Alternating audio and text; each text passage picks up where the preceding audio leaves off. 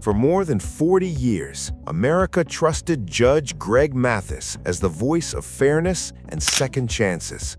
He wasn't just a judge on television. He was a symbol of stability, discipline, and redemption. But in August 2024, that symbol cracked. When Linda Mathis, his wife of nearly 4 decades, filed for divorce, the silence was louder than any verdict he had ever delivered. Rumors of betrayal exploded. Whispers of a secret child spread across the internet.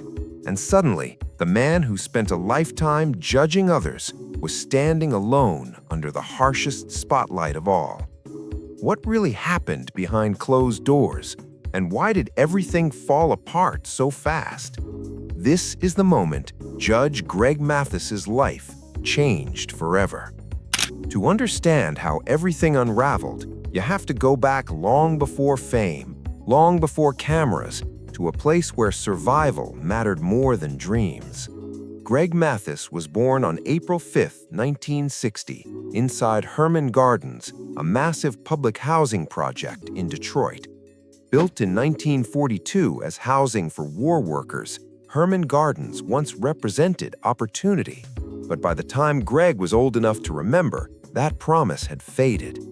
The buildings were decaying, crime was rising, and fear lived in every hallway. His father left early, leaving his mother to raise 4 boys alone. She worked endlessly, but the money never stretched far enough. As the 1960s turned into the 1970s, Herman Gardens became a breeding ground for addiction and violence. Returning Vietnam War veterans brought heroin into the projects, and it spread fast. Neighbors stopped trusting each other. Doors stayed locked. Hunger and shame shaped Greg's childhood. Then came the night that changed everything. When Greg was just 12, a man high on heroin forced his way into their apartment and tried to attack his mother. The boys ran in terror. In minutes, their sense of safety was destroyed. From that night on, fear became normal. Life didn't get easier after that. Violence followed them wherever they went. Gunshots became background noise. Police sirens replaced bedtime silence. Greg learned early that no one was coming to save them. By the age of 10, hunger pushed him into stealing groceries with other kids just to survive. At first, it felt temporary, but survival turned into routine, and routine slowly became identity. By 12, Greg was pulled into a Detroit gang known as the Errol Flynn Crew. What began as small thefts felt like a game. They laughed, shared money, and convinced themselves they were hustlers, not victims. But the streets hardened quickly. Petty crimes turned into purse snatching, then armed robberies. Soon the crew targeted police officers' homes, tracking schedules and stealing firearms. Carrying a cop's gun meant power in a world ruled by fear. By 15, heroin had consumed Detroit, and Greg Mathis was trapped inside it. He sold drugs daily just to survive. The money brought guns. Guns brought shootouts. Violence became routine. He later admitted he carried a gun from age 12 and used it often. When he was shot at 13, fear never came, only a sense of belonging. By 17, his juvenile record topped 20 arrests. When caught with another concealed handgun, he was charged as an adult and sentenced to 9 months in Wayne County Jail, surrounded by hardened men with nothing left to lose. While incarcerated, Greg's mother finally came to see him. Her words cut deep. She told him he had embarrassed her and carried shame wherever his name was spoken. Then she revealed the truth that broke him. She had colon cancer and little time left.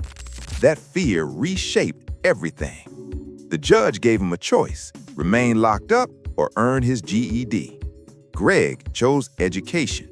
Released early, he entered Operation Push, earned his GED, and 6 months later enrolled at Eastern Michigan University, leaving the streets behind for a classroom and a future. Greg worked during the day and studied at night.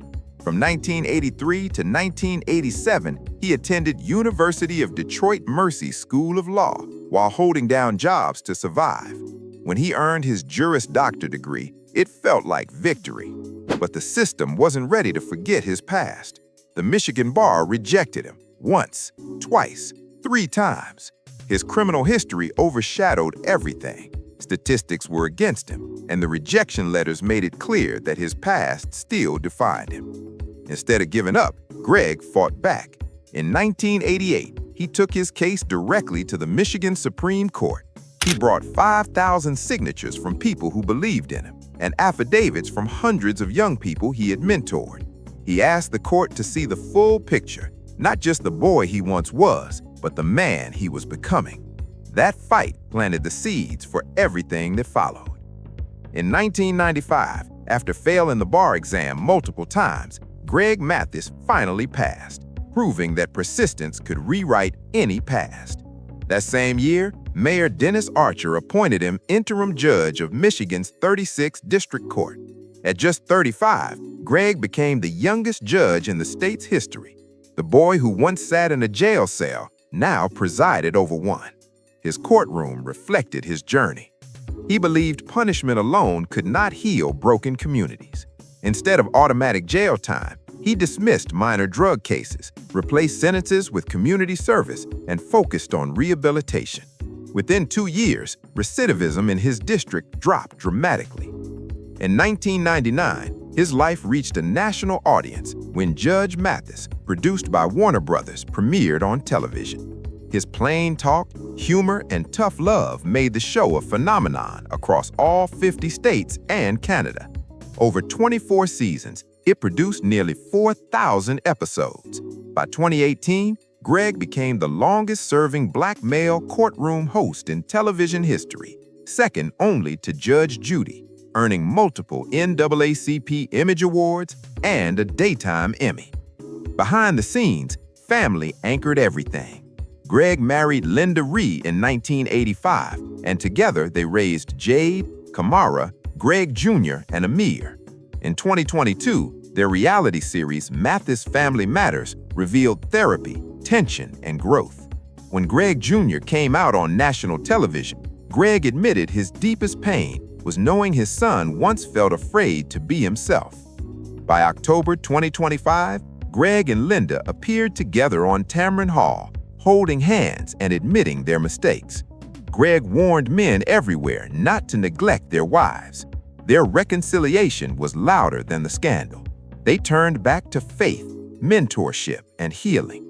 The story of Greg Mathis isn't perfect, it's real.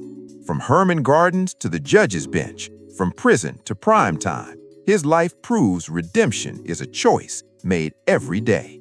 If this story moved you, like, share, and subscribe to keep stories like this alive. Thanks for watching.